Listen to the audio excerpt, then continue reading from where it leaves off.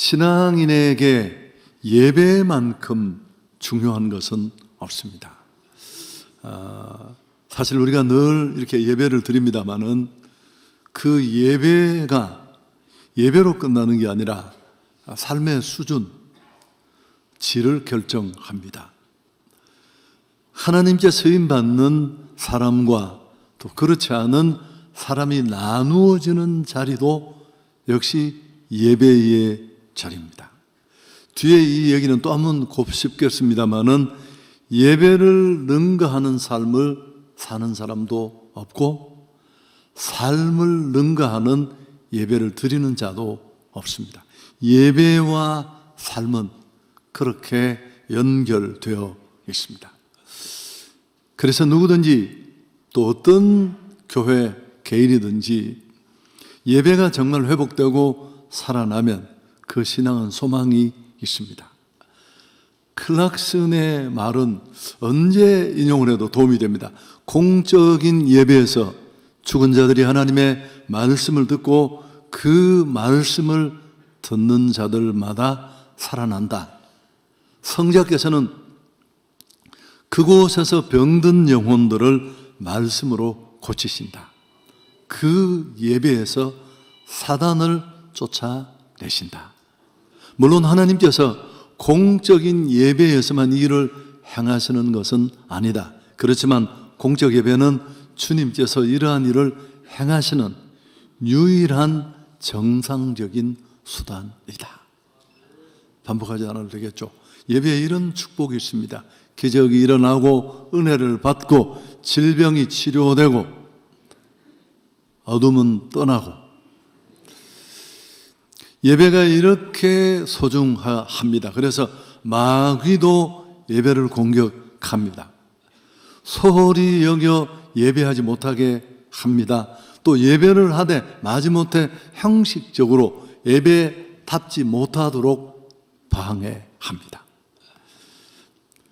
오늘 하나님이 받으시는 예배에 대해서 좀 생각하려고 하는데 매년 1월 둘째 주일에 제가 예배에 대해서 말씀을 드렸습니다만 원래도 시작하는 초반에 좀 말씀을 나누려고 하는데 가인과 아벨의 제사를 앞에 두고 나의 예배를 비춰보는 그런 시간이 되었으면 좋겠습니다. 최초로 하나님 앞에 드렸던 제사인데 구약의 제사와 신약의 예배는 그 관통하는 의미는 꼭 같습니다. 설명드리면 또 좀 길어질 것 같아서 우리는 수많은 예배를 드립니다. 자리를 지키고 오늘 주일도 그렇습니다만 헌금도 준비하고 찬양, 기도 그렇게 나름대로 예를 씁니다마는 하나님 앞에 거절되는 예배도 있다는 것 기억하셔야 됩니다. 하나님이 기뻐 받으시는 예배가 있는가 하면 그렇지 않은 예배도 있습니다. 그분이 우리 예배를 받기를 기뻐하고 좋아하시고 기대하십니다만 그러나 무턱대고 고민도 없이 형식만 쫓아 나오는 그런 예배 하나님은 받지 않으십니다. 똑같이 예물을 준비하여 하나님 앞에 제사를 드렸습니다. 가인과 아벨은. 그러나 한 사람은 하나님 앞에 그 제사가 연락되었고 한 사람은 거절되지 않았습니까? 4절, 5절 같이 한번 읽을까요? 아벨과 그 제물은 받으셨으나 가인과 그의 제물은 받지 아니하신지라. 자, 왜 이렇게 나누어지고 갈라졌을까요? 왜 하나님은 가인의 예배는 받으셨지만 아벨의 제사는 받지 않으시고 거절하셨을까요? 성경은 이런 갈라진 이유에 대해 구체적으로 언급하지 않습니다. 그러나 대체적으로 예물보다는 예배를 드리는 태도의 문제가 있을 것이다. 이렇게 많이들 얘기를 합니다. 그래도 몇 가지 학자들의 견해를 좀 여러분과 나눈다면 어떤 분들은 믿음과 불신이 문제가 되었다. 오늘 하나님이 아벨의 예배는 받았지만 가인의 예배를 거절한 그 이유에는 믿음과 불신이 있을 것이다. 저는 굉장히 정확한 얘기라고 생각하고요. 여러분, 믿음은 잘 알 수 없어요. 이 사람이 종교인인지 신앙인인지는 별로 쉽게 구분하기 쉽지 않습니다. 그러나 뒤에 또 말하겠지만 우리의 내면적인 믿음이 가장 구체적으로, 가장 실제적으로 발현되는 곳이 예배입니다. 그래서 아마도 오늘 거절된 예배는 믿음과 불신의 문제가 있었을 것이다. 또 어떤 분들은 부주의하고 인색한 재물, 그리고 또 아낌없이 드린 재물의 차이일 것이다. 물론 피제사냐 아니냐 이런 문제는 언제나 논쟁이 되는데 오늘 그 부분은 제가 생략하겠습니다. 그래서 한쪽은 정성껏 재물을 준비했고 한쪽은 형식적으로 했고, 히브리서 11장 이 믿음의 장에 이 오늘 가인과 아벨의 예배를 다루는 부분이 나옵니다. 아벨은 가인보다 더 나은 제사를 드려서 하나님 앞에 의로운 자라 하는 증거를 얻었다. 그런 내용인데 우리 히브리서 11장 4절 함께 읽습니다. 믿음으로 아벨은 가인보다 더 나은 제사를 하나님께 드림으로 의로운 자라 하시는 증거를 얻었으니 하나님이 그 예물에 대하여 증언하심이라. 그가 죽었으나 그의 믿음으로서 지금도 말하느니라. 가인과 아벨이 하나님 앞에 드렸던 그 제사 예배가 믿음을 드러내는 행위였고, 하나님 앞에 받아들여졌던 아벨의 제사, 아벨의 예배는 자기 믿음의 표현이었다. 그렇게 말합니다. 예배는 기본적으로 믿음이 드러나는 자리입니다. 특히나 이 히브리서 11장 4절에 주목할 부분은 중간에 그 예물에 대하여 하나님이 증언하셨다라는 내용입니다. 여러분, 쉬운 번역을 찾아보면 아벨이 하나님 앞에 드렸던 제물을 하나님이 인정하셨다, 그런 뜻입니다. 가인과 아벨의 제사는 일반적으로 제물에 대한 것이기도 합니다. 그러니까 뒤에 또 얘기를 하겠습니다. 이 두 가지는 사실 연결되어 있습니다. 믿음이 없는 자는 하나님을 향한 마음이 없어요. 애정이 없으니까 절차를 따라 그냥 하는 거지 진심 전부가 당연히 들어가지 않습니다. 그래서 다 영향을 미치지 않을 수 없죠. 그래서 가인과 아벨의 이 제사는 1차적으로는 재물의 문제도 있습니다. 가인에게 요구되는 게 뭘까요? 하나님께 받아들여질 수 있는 재물, 제사를 드리는 것이 중요했습니다. 가인은 그저 땅의 소산, 농부니까 농산물로 제물을 드렸고, 아벨은 양의 첫 새끼와 기름으로 드렸다, 그렇게 말하는데요. 그러나 이제 3절, 4절 우리가 읽을 텐데 두 사람이 드린 이 제물의 정성의 무게에는 차이가 있었습니다. 자, 3절, 4절도 함께 읽으면 좋겠습니다. 세월이 지난 후에 가인은 땅의 소산으로 제물을 삼아 여호와께 드렸고, 아벨은 자기도 양의 첫 새끼와 그 기름으로 드렸다. 아벨은 양의 첫 새끼를 드렸다고 했는데 처음 것은 성경이 최고의 것으로 인정합니다. 정성이 담겨 있었고 원문은 조금 다른 게 있는데 양의 첫 새끼들 그리고 그것들의 기름으로 드렸다. 이게 복수형이에요. 아벨은 그냥 새끼 양 한 마리를 딱 바친 게 아니라 여러 마리를 바쳤습니다. 이런 의미를 포함해서 원문을 의역해 보면 그의 가장 좋은 어린 양들로부터 얻은 고기와 기름의 조각들로 하나님께 드렸다. 가인이 그냥 농작물로 피유물을 떠나서 형식적인 제물로 제사를 드렸다면 아벨은 달랐습니다. 정성을 다해 가장 좋은 것으로 진심을 담아 하나님께 드렸고, 이런 그의 진심을 담은 행동과 제물 드림은 만물의 주인 되신 하나님을 인정하는 고백이 들어 있었습니다. 이런 아벨의 중심과 마음, 믿음을 하나님은 기쁘게 받으신 줄 믿습니다. 그래서 이 히브리서 11장 믿음의 영웅들이 들어가는 전당에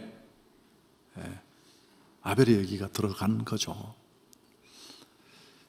하나님이 주목하신 것은 재물만이 아닙니다. 연결되어 있다고 말씀드렸죠. 그 재물을 드리는 제사 드리는 자, 예배하는 예배자의 믿음이 걸려 있고요. 그 믿음에 마음이 빠진 형식적인 종교인의 신앙은 절차를 지키는 것도 힘들어하죠. 버거워하고. 그러나 정말 믿음의 사람은 그런 수준을 뛰어넘는 진심과 정성을 담는 것입니다. 그래서 하나님의 관심은 더 깊은 곳에 아벨 자신에게까지 다가가는 겁니다. 그래서 늘 우리가 이 부분을 얘기합니다마는 가인과 아벨의 제사가 연락되고 거부되고 그 차이를 말하면서 아벨과 그 제물은 연락하셨으나 가인과 그 제물은 연락하지 않았다. 이 순서는 원문과 똑같습니다. 사람이 예배자가 앞에 나와요. 예배자의 믿음, 진심이 없는 그 무엇도 하나님 앞에 의미가 없습니다. 예물보다 예배자가 중요한데 사실은 걸려있죠. 가인과 그 제물은 하나님이 거절하셨는데요. 원문은 훨씬 더 강합니다. 강한 부정을 나타내는 단어가 세 종류가 있는데 여기 쓰인 이 로라는 히브리어의 단어는 가장 강한 부정을 의미합니다. 절대 뭐뭐 하지 않는다. 형식적으로 나오는 그 가인의 제사를 하나님은 나는 이런 제사는 절대 받지 않아. 받을 수가 없어. 거절하신 겁니다. 바치는 대상에 대한 진정한 존경, 마음의 감사, 믿음 이런 알맹이가 다 빠졌으니까요.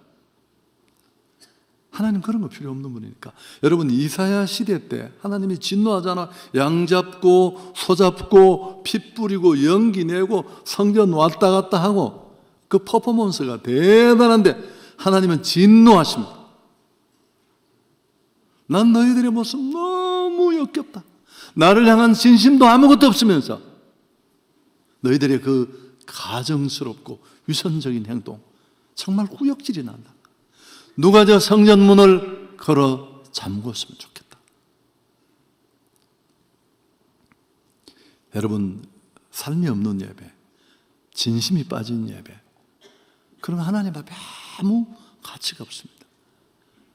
더 그럴듯한 흉내를 낼수록 더 가정스럽고 나는 예배를 드렸다는 심리적인 위안이 있을지 모르지만 하나님은 받으실 수 없는 예배가 될 수 있습니다. 여러분 제사가 거절되자 예배가 막히자 가인에게 일어난 반응은 더 안타깝습니다. 그는 격한 반응을 보입니다. 분노로 안색이 변했습니다. 회개가 아니라 5절 하반절에 가인이 몹시 분하여 안색이 변하니. 안색도 바뀌는 거는 괜찮은데 이번 말씀 축제에 안 나오신 분들은 또 어쩌면 좋겠습니까? 여러분 이제 우리 사역자들이 모여서 예배 반성하는 시간에 이 말씀 전반기 말씀 축제 부흥회도 또 피드백을 하고 그걸 다 이렇게 에버노트에 문서화해요. 그리고 또 그 후반기 말씀 축제 직전에 그걸 내어서 보고 잊어버릴 수 있으니까 하는데 여러 가지 이런저런 얘기들이 나왔습니다만은 필요도 없었어요. 저는 여기서 딱 성도들 얼굴을 보면 다 아니까 하나님이 만지시고 또 그 목사님도 좀 이렇게 불편하신 분이야. 자기 스타일이 보면 눈이 깐깐하게 보여져요, 저처럼. 근데 그런 과정을 겪으면서 본인이 많이 다치고 상하고 회복되고 이런 것들을 통해 실제적인 자기 얘기를 들으면서 우리 성도들 우리 사는 게 다 비슷하잖아요. 얼굴이 다 풀리고 눈썹이 각도가 떨어지고 너무너무 은혜죠. 그는 감정을 다스리지 못하고 마침내 시기심으로 동생을 살해합니다. 인류의 첫 번째 살인인데요. 여러분, 이 살인이 한 가정, 인류의 첫 번째 가정 안에 형이 동생을 돌로 쳐 죽이는 사건이 일어났습니다. 나중에 하나님이 이 형 가인에게 찾아와서 내 아우 아벨이 어디 있느냐, 뒤에 9절에 나옵니다만 가인이 뭐라고 대답합니까? 내가 알지 못합니다. 내가 너의 동생을 지키는 사람입니까? 가인의 반응은 거짓말인 동시에 가족에 대한 냉담과 무관심으로 일관했습니다. 결국 그는 하나님의 면전에서 축출됩니다. 에덴 동편 놋 땅에 거하였다, 그렇게 성경은 적고 있는데, 놋이라는 이 지명의 뜻을 풀어보면 방황, 집이 없음, 종교인이 가는 길이죠. 사람들 보기에는 직분 걸머지고 신앙 연조만 하고 역사를 이야기하면서 대단한 것처럼 보이는데 내 안에 주님을 향해서는 아무것도 없는 거예요. 신앙은 잘 드러나지 않지만 어디서 예배 드리는 자리야. 그래서 아벨의 믿음이 말했다. 그 믿음을 하나님이 인정했다. 그런 내용이 나오는 것입니다. 예배는 하나님과의 만남입니다. 이게 예배 속에 진짜 일어나야 될 사건이에요. 제가 설교를 참조했는데 어떤 분이 그러더라고요. 부산서 KTX를 잡아타고 서울역까지 왔는데 서울역에 와서 또 KTX를 갈아타고 부산으로 내려가서 왜 온 거예요? 뭐 볼 일이 있었을 텐데 찬송하고 기도하고 헌금하고 다 했는데 그 예배 시간에 하나님이 만나주시는 이 터치가, 기름 부으심이 없으면 KTX 타고 올라왔다가 또 내려가는 거하고 똑같아요. 얼마나 피곤해요. 돈 15만 원 쓰고. 하나님을 만나면 은혜 받게 될 줄 믿습니다. 죄를 뉘우치고 은혜를 경험하고, 그리고 이 만남과의 실제적인 터치와 감격이 생활과도 연결됩니다. 세상을 이길 힘을 얻고 형식 예배의 승리자가 삶의 예배의 승리자로 연결되고 이어지는 겁니다. 자, 그럼 우리가 삶에 실패하는 이유, 신앙인이 아닌 종교인으로 주저앉아 있는 이유는 예배를 통해 하나님을 만나지 못하기 때문에 그렇습니다. 예배의 은혜가 없으면 본성대로 살게 됩니다. 형식 예배에 나와서 거의 그냥 예배로 끝이 나고 하나님과의 만남이나 기름 부으심을 전혀 경험하지 못하는 사람은 자기 본성을 거역할 수가 없습니다. 하나님은 지금도 예배자를 찾고 계십니다. 여러분, 지구촌에 수십억 명이 그분을 예배할 텐데 하나님은 그런 고민 없는 예배자가 아니라 정말 믿음으로 진심을 담아 주님 앞에 예배하는 그런 예배자. 여호와의 눈은 온 땅을 두루 감찰하사 전심으로 자기를 향하는 자를 위하여 능력을 베푸시느니라. 아멘. 저는 늘 그렇게 기도합니다. 하나님, 우리 한성교회가 드리는 예배가 몇 부이건 간에 그 예배가 이런 예배자를 찾으시는 주님 눈에 발견되는 예배가 되게 해 주옵소서. 그때 우리는 진짜 변화받을 수 있고 그 은혜로 승리하고 절망을 뛰어넘고 악습을 끊어버리고 사랑할 수 없는 자를 사랑하고 선조적 사명까지 감당하게 될 줄 믿습니다.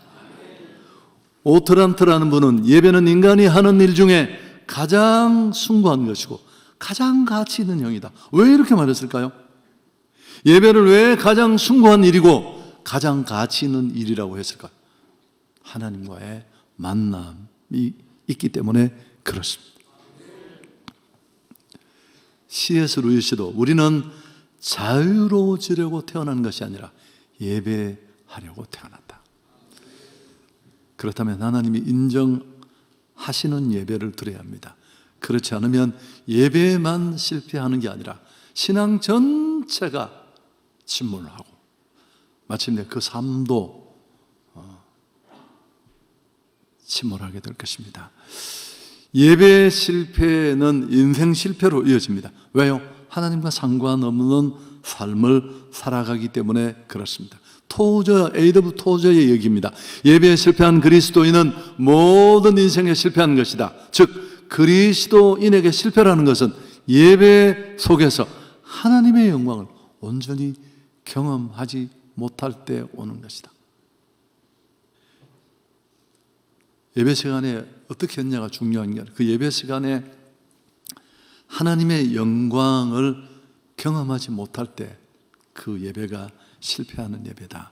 여러분 더 나은 예배를 원하십니까? 그렇다면 그 초점이 하나님께 맞춰져 있어야 합니다. 근데 많은 사람들이 내 마음에 드는 예배에 관심이 많아요. 어떤 교회 예배가 은혜로울까? 어떤 프로그램이 좋을까? 설교를 찾고 교회를 찾고 뭐 나쁜 거 아닌 것처럼 보이지만 나쁠 수 있습니다. 왜냐하면 이미 시작부터 문제가 있습니다. 하나님이 받으시는 예배에 관심이 있어야 할 줄 믿습니다. 그러니까 하나님께 초점이 맞추어져야 합니다. 내 만족이 아니라 하나님과 상관없는 예배는 쇼예요, 쇼. 목사도 쇼하고 성도도 쇼하고 성가대도 쇼하고 스티븐 캐런하게 이야기해요. 아무런 변화도 만들지 못합니다. 그 일을 하는 사람마다 목사는 목사대로 힘들고 성가대는 성가대로 지치고 은혜가 없습니까? 우리 삶의 실패, 교회, 가정, 악습의 고리를 끊지 못하는 많은 이유는 대부분 예배 실패에서 비롯됩니다. 여러분, 우린 정말 하나님이 받으시는 예배를 통해 진정 의미 있는 변화를 만들기를 원한다면 우리가 가장 고민해야 될 게 뭘까요? 내가 만족하는 예배, 내가 바라는 예배가 아니라 하나님 마음에 드는 예배를 고민해야 할 줄 믿습니다. 정말 이 예배를 하나님이 받으실까? 내가 오늘 드리는 이 예배가 진짜 진정한 믿음의 예배를 찾으신 하나님 눈에 발견되는 예배일까? 또 예배는 제가 밥 먹는 시간이라고 했잖아요. 여러분 건강 뭐 알약 한 줌씩 먹는다고 건강 이미 그런 약을 먹을 때는 건강에 자신을 잃을 때입니다. 경험상 그래요, 안 그래요? 저도 성도님들이 이렇게 선물 주시는 게 있는데 40살 전까지는 먹어본 적이 없습니다. 속으로 이런 걸 왜 주셔? 먹지도 않는 걸 40 중반부터 다 까먹고 뭐 눈에 띄면 다 그게 뭐냐면 이미 조금씩. 여러분 새끼 식사 잘하면 그 사람 건강한 겁니다. 예배에 이런 축복을 누리시기를 축원합니다. 이 두 가지만 딱 점검을 하겠습니다. 다시 말씀드립니다. 믿음은 잘 몰라요. 자기 신앙을 자기가 몰라요. 그래서 어떤 사람은 믿음은 우산이다. 왜 그랬을까요? 우산은 비가 와봐야 알아요. 고난이 딱 오면 그때 믿음을 펴서 딱 작동을 해보면 안 펴지기도 하고 없는 사람도 있고 구멍이 다 떨어지고 살대가 날아가서 비 한 방울 받치지 못하는. 또 하나, 예배 시간에 내 믿음은 가장 극명하게 드러납니다. 물론 기본적인 것들도 좀 얘기하고 싶습니다. 시간을 지키는 것, 여러분 이건 진짜 기본이에요. 여러분이 회사를 경영하는데 직원이 좀 유능하다고 칩시다. 근데 인간이 맨날 30분, 20분 늦으면 어떤 생각을 할까요? 저는 거래 끝납니다. 난 당신처럼 기본이 되지 않는 사람과 제 제자 한 명이 우리 교회 출석해서 장립집사님이신데 그 친구가 설교 듣고 체중을 12kg 뺐어요. 오래전의 이야기입니다. 왜 12kg 뺀 줄 아십니까? 미국 사람들이 비만이 많지만 워싱턴 정가에 가면 살찐 사람 없어요. 왜? 체중 조절이 안 된 사람은 아예 지도자로 발탁을 안 해요. 이유를 아시죠? 자기 관리도 못하는 인생이. 누군가를 리더하는 건 그건 옳지 않다라는 견해예요. 그 얘기 듣고 쇼크받았어. 여러분, 기본적인 예배 시간, 이스라엘 사람들은 예배 시간을 늦으면 그냥 문을 잠그는 게 아니고 아예 예배가 끝났다고 말해서 돌려보내요. 당신 예배는 끝났다 이미. 여러분, 차라리 직장에 늦으십시오. 욕을 먹더라도. 직장에는 막 뛰고 숨어 들어가는 게 예배 시간 늦어도 그게 무슨 뜻이에요? 하나님의 존재를 짓밟는 거죠. 뭐 다 별 관심 없고. 물론 현대 예배가 찬양으로 시작하면서 예배가 정확하게 시작됐다는 그 선언이 없는 듯해서, 그래서 매번 종을 친 이유를 아시죠? 전자레인지 소리도 들려드리고 10몇 년 만에 올해는 이렇게 시간을 보여드립니다만, 또 하나 복장도 좀 관심을 가지셨으면 좋겠고, 여러분, 누군가를 만나서 얘기를 할 때 슬리퍼 끌고 편안하게 그렇게 가지 않지 않습니까? 하다못해 소개팅을 해도 그런 마음이 필요할 거 두 가지. 첫째, 예물 준비하는 헌금입니다.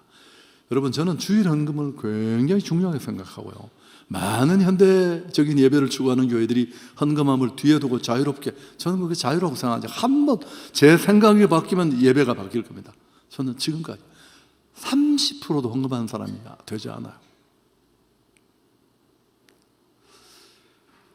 주일 예배를 성립시키는 헌금이라고 생각합니다. 저희는 주정 헌금 봉투를 예쁘게 마련하고 이름을 쓰든 안 쓰든 그건 중요하지 않아요. 여러분이 미리 준비해서 예배에 나와야 할 줄 믿습니다. 근데 그 금액은 각자가 따라 다 달라요. 늘 정하는데 여러분이 준비할 때 약간 부담스러워야 돼요. 그 부담이라는 말이 바꾸면 희생, 하나님 그걸 받으시는, 그분은 돈이 필요한 분이 아니에요. 아들이 무슨 외국의 프로그램을 간다 그래서 제가 이번 주에 태워주었습니다. 아침에 이렇게 태워주면서 가는데 성령님이 제 마음속에 어떤 생각을 주셔. 야, 용돈 좀 주지. 그래서 내가 마음에 자기 돈 버는데 무슨 용돈입니까 하나님. 제가 그렇게 생각을 하고 있는데 그래도 아빠가 한번, 그래서 내가 얼마인가를 줬습니다. 아들이 뭐 왜 주십니까? 근데 아들이 그 돈을 받아가서 아직 안 왔습니다. 올 때. 지난번에 내가 돈을 꽤 줬는데, 그래서 제가 안 주려고 하는 것도 있었죠. 무슨, 또 이런 이야기 우리 아들한테 하지 마시기 바랍니다. 여러분, 개 딱지로 만든 줄자였습니다. 털로, 그런 거 보셨습니까? 이렇게 쪽 빠지는 거. 그래서 내가 받고 웃어서, 아따, 자식, 내기 짜다. 그래서 제가 마음에 또 생각을 하니까 고맙더라고요. 그래, 지가 돈도 많이 벌지 못하는데, 제가 주면서 그랬거든요. 가서 네가 밥을 사고 네가 차를 사라. 같이 가는 동료들에게. 아빠를 닮아가 얼마나 인색한지. 그것도 참 고맙잖아요. 여러분, 제가 이런 이야기를 왜 하죠? 그렇게 무슨 제가 이 돈을 받아서 우리 교회 재정 그런 걱정 전혀 하는 게 아니에요. 여러분이 하나님 앞에 진심을 담아 예배할 수 있기를 축복합니다. 내 보물 있는 곳에 내 마음이 있느니라. 저는 한송교회에서 많은 일들을 했지만 제가 한 일 중에 언제나 제가 마음속으로 그건 참 잘한 일이다 싶은 일 중에 하나가 이 일입니다.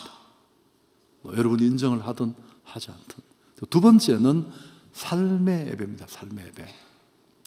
하나님이 정말 받으시고 싶은 예배는 이 예배가 끝나고 난 다음에 이 예배에 받은 은혜, 이 예배에 받은 축복, 이 예배에 받은 권능으로 정말 살아내야 될 삶의 예배인 줄 믿습니다. 그래서 가인과 그 제물, 가인은 믿음이 없었으니까 그 믿음으로 하나님 앞에 이렇게 어정쩡한 인간이 세상에서 제대로 살았습니까? 살았을까요? 직장인으로 자기 역할은 내가 모르겠지만 하나님을 보여주는. 그래서 가인과 그 제물이 연합될 수 없었던 겁니다. 하나님이 정말 받고 싶어하는 제물은 우리인데 로마서 12장 1절 함께 읽습니다.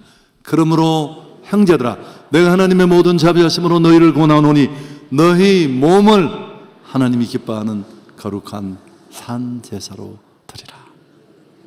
이는 너희가 드릴 영적 예배니라. 아멘. 여러분, 내면과 외면은 연결되어 있습니다. 이건 제가 한 얘기가 아니에요. 믿음이 없으면 예배 드리는 예물을 준비하는 데도 드러나고, 삶의 예배에서 당연히 생각나고, 신령과 진정의 예배는 하나님을 하나님 대접하는 예배입니다. 하나님은 교회에 있는 분이 아니라 온 세상에 충만하고, 하나님을 인정하지 않는 세상에 우리가 삶으로 보여줘야 될 예배인 줄 믿습니다. 그리고 그 예배가 삶을 승리하게 할 뿐만 아니라 그게 또 형식 예배에 영향을 미치고, 그래서 예배를 능가하는 삶을 사는 사람도 없고 삶을 능가하는 예배를 드리는 사람도 없어요. 이 두 개가 다 연결되어 있고 이게 믿음인 줄 믿습니다. 그리고 그 예배 시간에 받은 은혜와 힘으로 마침내 우리는 선교하게 되는 겁니다. 예배를 통해 내가 만난 그 하나님을 전파하는 것입니다. 예배가 교회의 궁극적인 목표입니다. 선교가 교회의 궁극적인 목표가 아닙니다. 오늘 선교 파송주일인데, 선교가 존재하는 것은 예배가 존재하지 않기 때문입니다. 존 파이퍼는 열방을 향해 가라라는 책에서 이렇게 말합니다. 그러므로 예배는 선교의 연료이자 목표이다. 우리는 단순히 열방들이 하나님의 영광을 열정적으로 향유하도록 하는 것을 목표로 하기 때문에 예배가 선교의 목표가 된다. 선교의 목표는 열방이 하나님의 위대하심을 기뻐하도록 하는 데 있다. 여러분, 제주, 몽골 다 우상천지인 동네예요.